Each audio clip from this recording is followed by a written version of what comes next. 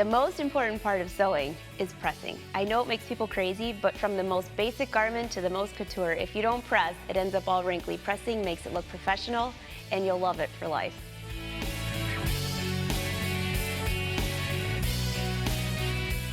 Hi, I'm Angela Wolf. I'm a fashion designer, and we are back to my favorite garment, the little black dress. I want you to take a look at both of these dresses, just to give you an idea for design. Both of these are the exact same pattern. They don't even look anything like each other. Look at how full the skirt is. Here as well, silk charmeuse, cotton, big difference. They both have princess seams. Neither one of them has a waist. I just added a nice belt. I altered the necklines, and I altered the hem. For this one had a facing, which gave it that little extra. And this one just had a simple rolled hem from the serger. So there's another idea for you while you're picking out patterns. So I want to get a little bit into what needles to choose and what seams. And for the silk, particularly, we did a French seam. So let me show you what you need. First, after you have your fabric, you need to choose the correct needles.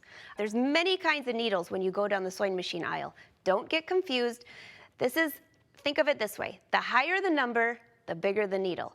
So 14 and 16, those would be for denim. When you get down to the silks, you want either a 10, sometimes a 12, but usually for a fine silk like this, a 10, maybe even an 8.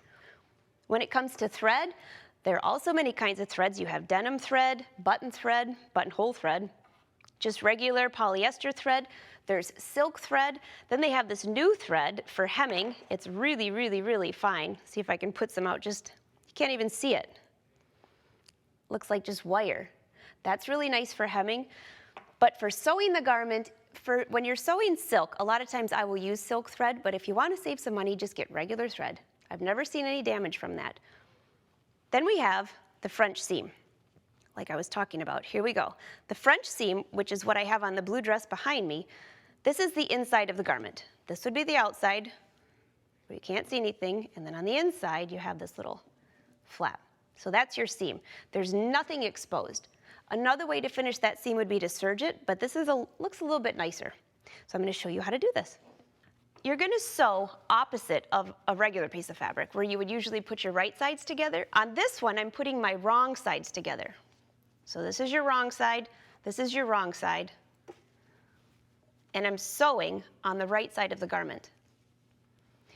Your French seam can be as wide as you want it to be. If you want a really narrow one, that's fine. If you want one a little bit wider, don't go too wide or you end up with ripples if it's on a curve.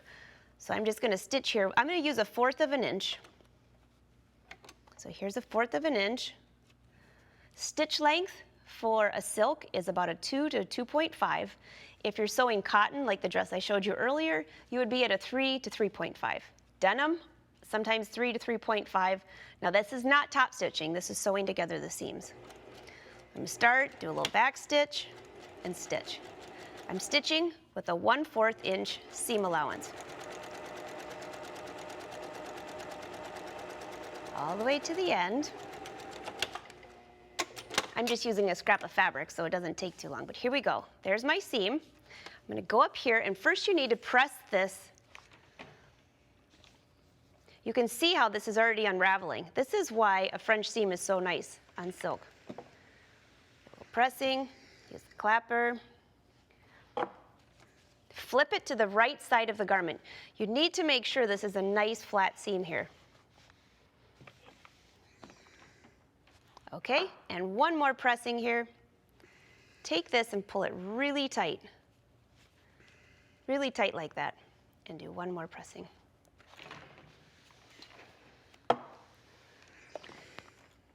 Here we go. So there's our nice seam. So here we go back to the sewing machine. Inside of here, we have enclosed this 1/4 of an inch. If you used a wider, then you would have to trim this, but because we're only using 1/4 of an inch, that's perfect. So now this seam needs to be a little bit bigger than the 1/4 of an inch in order to enclose that seam without having a bunch of things sticking out. You'll see what I mean. Again, back stitch. Now I'm going to use the smaller stitch. On the other one, I used the larger so you could see it. Now I'm going to use the correct stitch. Stitch. You can see because of the pressing here, You don't even need pins. It actually just stays like that.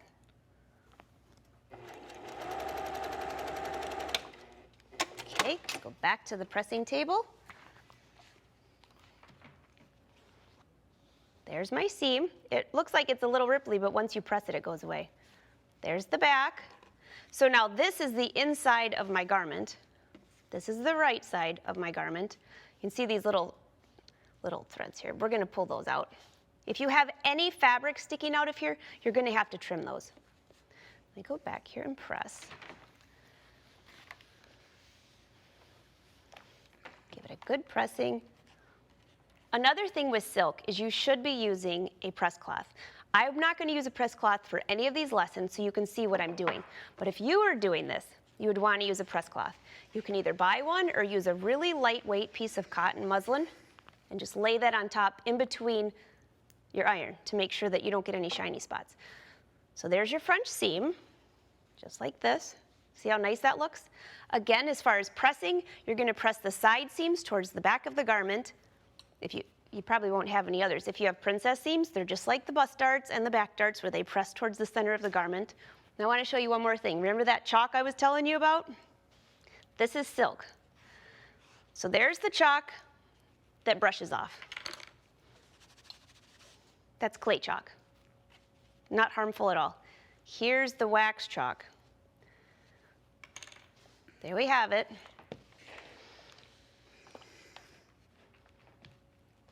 Check that out. That's what I'm talking about when I was telling you about the different types of chalk. You need to test this because on silk you could end up with an entire disaster. So that's why you don't want that. Now you can start to rub that and it will kind of get a little bit smaller, but I wanted to show you that because that's the best example to show you. With the other one, we just keep brushing and it would come off. So do not use wax chalk on silk. On the cotton, you're fine. So now you know which chalk to use. Here we have a few more pressing things. I've already told you what needle, what thread to buy. You'll have all that prepared for your dress. But when it comes to pressing, that is the most important part of your garment. Pressing really is. So make sure you have an iron that can handle water, that doesn't drip. So make sure it's full of water for steam. And then I usually use a clapper because when I'm pressing that seam, look at how crisp that was. Let me do it again. Let me show you an example without that. For those of you that haven't seen this, it's an old tailoring tool. Hold that on there. And look at that. It's a perfect crisp. This is perfect for your seams. Any seam you're using, princess seams, you're gonna need a ham because I already showed you how to use that on darts, but if you have a princess seam, you're gonna need the ham and any curves, hip curves, anything like that. A sleeve board if you decide to add sleeves to the garment, and then you're all ready for pressing.